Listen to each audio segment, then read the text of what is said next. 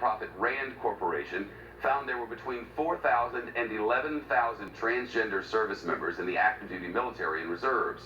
And last month, up to 250 of those were in the process of transitioning. Last year, then Defense Secretary Ash Carter announced all transgender members of the military will be treated the same as everyone else, allowed to serve openly without any prejudice. They would have the same rights as all others to offer service and sacrifice for a country they love. Today on Twitter, President Trump reversed that policy.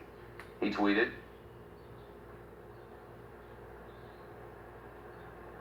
"Thank you. After consultation with my generals and military experts, please be advised that the United States government will not accept or allow transgender individuals to serve in any capacity in the U.S. military. Our military must be focused on decisive and overwhelming victory and cannot be burdened with the tremendous medical costs and disruption that transgender in the military would entail. Thank you." But at last check, the policy allowing transgender service members was still up on the Defense Department website. Former Secretary Carter, who I noted changed his policy last year, released a statement today, and it reads in part, "To choose service members on other grounds than military qualifications is social policy and has no place in our military." He continued, "There are already transgender individuals who are serving capably and honorably.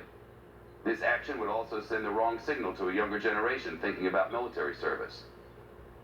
Here's how the current Defense Secretary James Mattis responded to a question on the topic during the confirmation hearing back in January. Do you believe that allowing LGBT Americans to serve in the military or women in combat is undermining our lethality? Frankly, Senator, I've never cared much about two consenting adults and who they go to bed with. We've not heard from Secretary Mattis today, and on Capitol Hill, we've heard little support for the president's decision at all. Republican Senator Lindsey Graham called for a hearing and said once he hears from military leaders, the move may make sense. Republican Congresswoman Vicky Hartzler, that's a hard one for me, Vicky Hartzler of Missouri tweeted, "Pleased to hear that real Donald Trump shares my readiness and cost concerns and will be changing this costly and damaging policy, #readiness." Critics, of course, including the ranking Democrat on the House Armed Services Committee, Adam Smith, call the move flat-out discriminatory.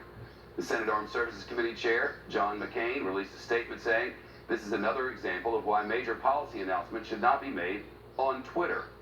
He called the president's statement unclear and said any Americans who want to serve and are able to serve should be treated as the patriots they are. Others are noting that the contrast between today's decision and a tweet that Trump sent when he was a candidate.